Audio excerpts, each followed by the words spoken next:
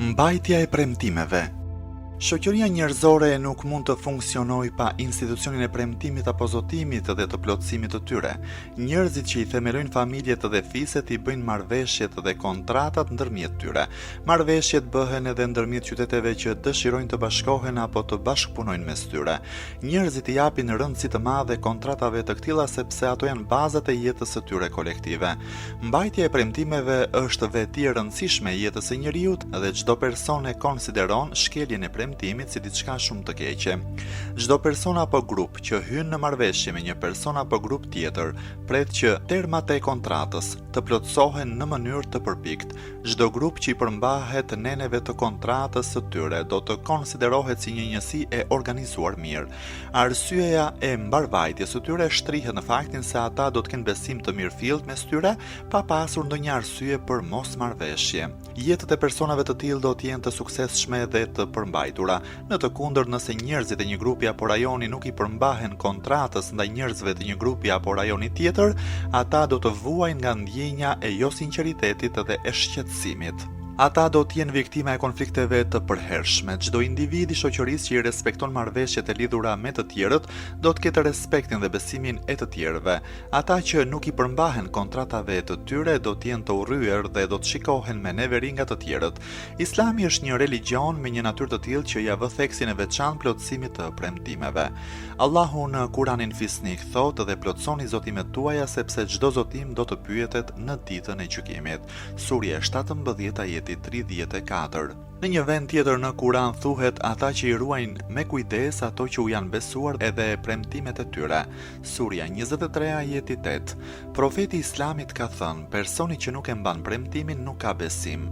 Çdo kush që i beson Allahut dhe ditës së gjykimit duhet i plotësoj premtimet e veta.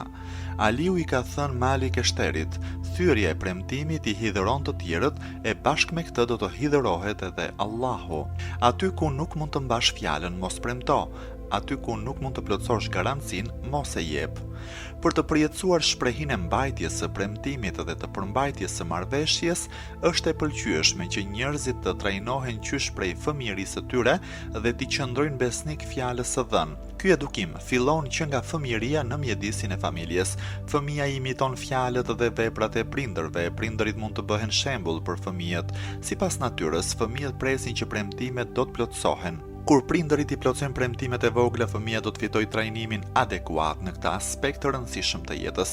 Por nëse premtimeve të tyre të vogla nuk i kushtojnë rëndësi dhe i neglizhojnë, atëherë fëmia do të përvetsojë shembullin negativ dhe do ta zhvillojë shprehinë e mosmbajtjes së fjalës. Ata do të fillojnë të besojnë se premtimet jepen për t'i thyer ato. Nëse prindërit i japin premtimet e pavërteta sa për ta qetësuar fëmijën, ata janë duke mësuar fëmijën e tyre të bëjë premtime të pavërteta pa qenë të vëmendshëm për një gjë të tillë. A mund të rriten fëmijët e tillë në individ të nderuar? Për ta qetësuar fëmijën, nëna i premton se do t'i blej ëmbëlsira, kullore, lodra e të tjerë. Ndonjëherë i bën këto premtime sa për t'ia dhënë ilaçin apo vaksinën. Ajo e frikson atë duke i thënë se nëse e bën një gjë të caktuar, ajo do ta dërgojë atë në polici, do t'i tregojë babait apo nuk do t'i blej rroba të reja për fest. Nëse ju i merrni parasysh jetët e njerëzve përreth jush apo edhe tuajat, atëherë do të vëreni shembuj të panumër të premtimeve të tilla, të kota dhe kërcënimeve që u bëhen fëmijëve të pafajshëm. A mendojnë prindërit e tillë ndonjëherë se çfarë ndikimi janë duke u bërë mendjeve të ndjeshme të fëmijëve? Kjo padrejtësi është duke deportuar te fëmijët e pafajshëm pa u vërejtur fare. Prindërit ignorant nuk e din se ata janë duke bërë mëkat për shkak të premtimeve të kota që janë duke i bërë dhe janë duke i trajnuar fëmijët që t'i ndjekin hapat e tyre.